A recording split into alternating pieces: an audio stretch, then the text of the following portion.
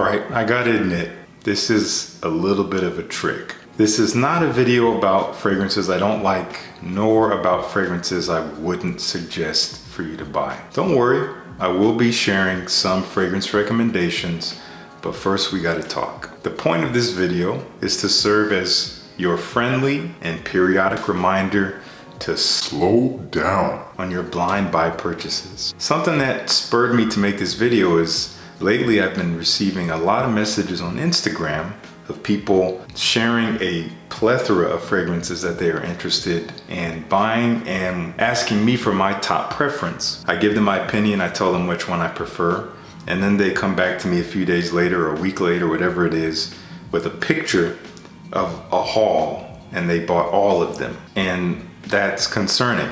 So it's like, why did you even reach out in the first place if you're gonna just buy them all? At the end of the day, I have no control over your purchasing life, nor do I want that. But this type of behavior is indicative of how thoughtless this hobby can be presented here on YouTube. When you see your favorite reviewer on camera with a shelf behind them with hundreds or even thousands of bottles, or if you see your favorite reviewer come on camera with a new fragrance haul of a bunch of fragrances they just bought, it's exciting. It makes it look so easy. It makes it look reasonable to have a bunch of fragrances and to get a bunch of fragrances all at once. Now, just to get it out of the way, I did recently do a haul, but I was very calculated about it. I actually did a live stream of me purchasing the fragrance haul. You can check that out and you'll see how careful and cautious I was with every fragrance that I bought. As I've said before, what you do after watching a video of your favorite reviewer is your responsibility. But on the flip side of that, we as reviewers are accountable, not only to the information that we provide in our videos, but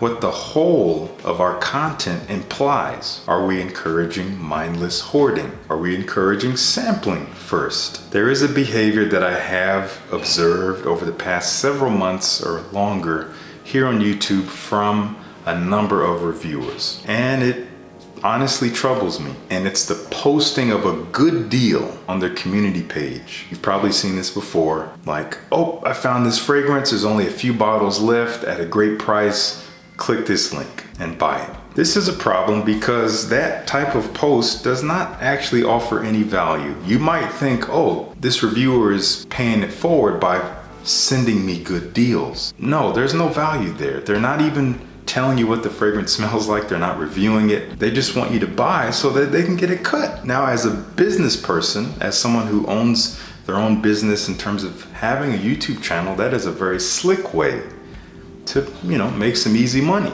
And to that end, I get it. But unfortunately, this is preying at its finest. It makes reviewers look bad. It makes us look like cash-eyed vultures. Alas, you as a consumer has control over whether or not you make these purchases. So at the end of the day, your wallet, your bank account is under your control. That is my little PSA that I wanted to get out of the way. And now I just want to use the rest of this video as an excuse to talk about 10 fragrances that I'm really enjoying. There's no real rhyme or reason here. There's no theme to this compilation. They just happen to be ones that I'm currently interested in and I want to share them with you. Might be some stuff you haven't tried yet. Concerning everything I just said, I do not encourage you to go out and blind buy full bottles of any of these fragrances. Get samples if you're able to do so. Let's dive right into it. We're gonna try to do this quickly. This first one up here is called Embrace. This is coming from a brand called Habibi New York. I did a recent review on a bunch of their fragrances. I know a lot of you did not see that video. You can check it out here. If you missed it, I did a whole overview of about 5 of their fragrances that they sent to me. And this is one that I think a lot of people would enjoy because this is a great entry point into oud if you have been intimidated by oud. If you can take the oud rose combo, which is a traditional Middle Eastern genre, and make it kind of an everyday fragrance profile, almost blue like this bottle, with a cleanliness, with a freshness. That's what they've done here with Embrace. They have a lot of mandarin orange, which really livens the scent, brings a fresh, bright quality to it, but at its core, it does have a thickness, a sweet, rich warmth, even this kind of creaminess from jasmine. It is an opulent scent while still being quite fresh and easy to wear. Something that you can wear again almost daily as a signature, but it still has a lot of interest to it. So this one surprised me. That is Embrace from Habibi, New York. Check them out. Next up, this is a big surprise to me in recent months, and I just talked about it in a recent video because Grace loves it too now. The fragrance has changed over time since I got it. It has macerated, it has gotten richer and fuller and just more interesting, and I think it's no longer a shadow of what it was supposed to be. This is Creed Viking Cologne. This is Creed Viking Cologne. It took some months to really kind of sit and figure itself out, but now it smells wonderful. This is gonna be a fantastic choice for the summertime. This is the perfect marriage of casual, bright freshness that is perfect for heat while being very classy and refined. It almost has a barbershop feel to it. There's this, lavender, spices, herbs, and woods feel that just smells like almost classic in a way, like a clean gentleman, but it's fun. Bright citruses here make it very lively, very easy to wear for any occasion. Creed Viking Cologne, solid stuff. This was a part of a recent haul that I did, and you'll see another fragrance from that haul coming up here. I love this stuff. This stuff is really special. This is Narciso Rodriguez for him Bleu Noir Eau de Parfum. I still have yet to try the parfum version. A lot of you guys have recommended that, and I want to check it out. This smells like Cartier Declaration. If you have not smelled that fragrance and you've been watching my channel and you've seen me talk about it, shame on you. You have to try that. It is a classic masterpiece, and that doesn't mean everyone's gonna love it, but I think it's stunning. Citrusy, fresh, spicy, kind of bitter, woody, but also kind of sexy in a way, in a bit of a mature way. This takes that same vibe and makes it smoother around the edges, a little bit creamier and full and more musky. It smells wonderful. It's something that has a sexiness to it. You could wear it pretty much any time. I think it will shine at night when you want to have a fresh sexiness that is different. Narciso Rodriguez Bleu Noir Eau de Parfum, really good stuff. Coming from the house of Micallef, not the most interesting fragrance, not the most unique fragrance, but classiness through and through. This is called, actually I have to read it, 06130 Grâce pour Homme. I believe it's an address, paying homage to maybe their address in Grasse, France. I'm not exactly sure, but this is a gentleman's fragrance. Easiest way to put it, this is kind of a citrus aromatic meets fougere. Fresh, a little soapy and clean and spicy. This smells like something you might want to dress up a bit. There's, again, something so refined about it. Definitely something that begs for your best attire, something that begs for refinement in how you carry yourself with confidence, treating people with respect, all that good stuff. Solid if you're looking for a high quality, decently long lasting fougere. This is a great place to look. Not the most interesting though, again, not the most unique in terms of the genre, but still really good. That's Micallef 06130 Grâce pour Homme. This is one I got a lot of wear out of on my honeymoon with Grace when we went to San Diego. This is Dior Sport 2021. I wore this many times on our trip because it was only one of two fragrances I brought with me. And all in all, I can say it reminds me of the original Dior Homme 2020. It has that same very simple fragrance profile, citrusy, woody, kind of dry and musky in a way, and this interesting resinous quality from Elemi that makes it almost like piney fresh, but not overly piney, but overall quite simple. Honestly, this is very similar to that, except it maybe has a little bit more of a bright citrus, and the muskiness in the base gets darker and deeper, actually more than the original. It's not really sportier to me. And honestly, I would find them a little redundant in my opinion. If you have the original, I don't think you need this.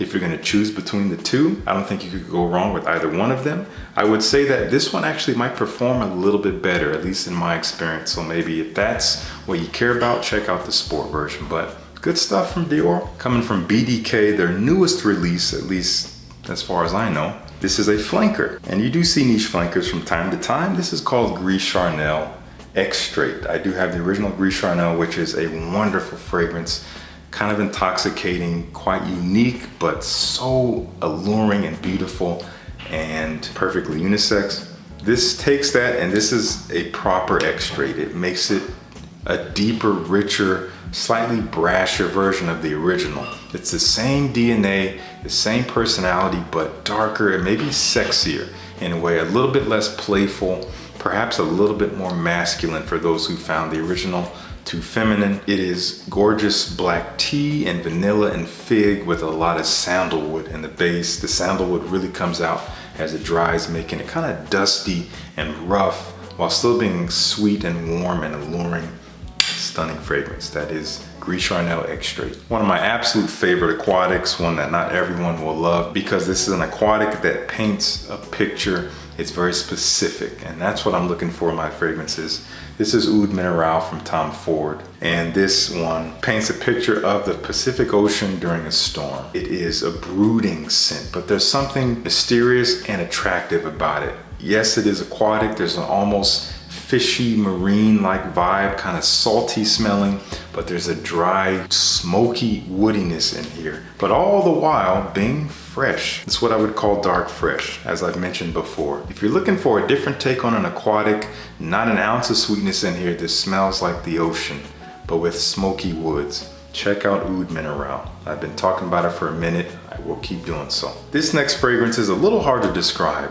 If you look at the note breakdown, it doesn't have a lot, but it comes together in a way I've never smelled before. This is coming from Pantheon Roma, and this is called Rafaelo. And this is teak wood. It's like a smoky, spicy wood with tonka bean, so it is sweet and a little bit of leather. It's both smooth and brash all at the same time. Again, quite simple, a little bit linear, very powerful, but smells so authoritative and again, quite unique. I can't really compare this to anything at all. Quite a special fragrance and really surprised me. From Pantheon Roma, we have Rafaelo.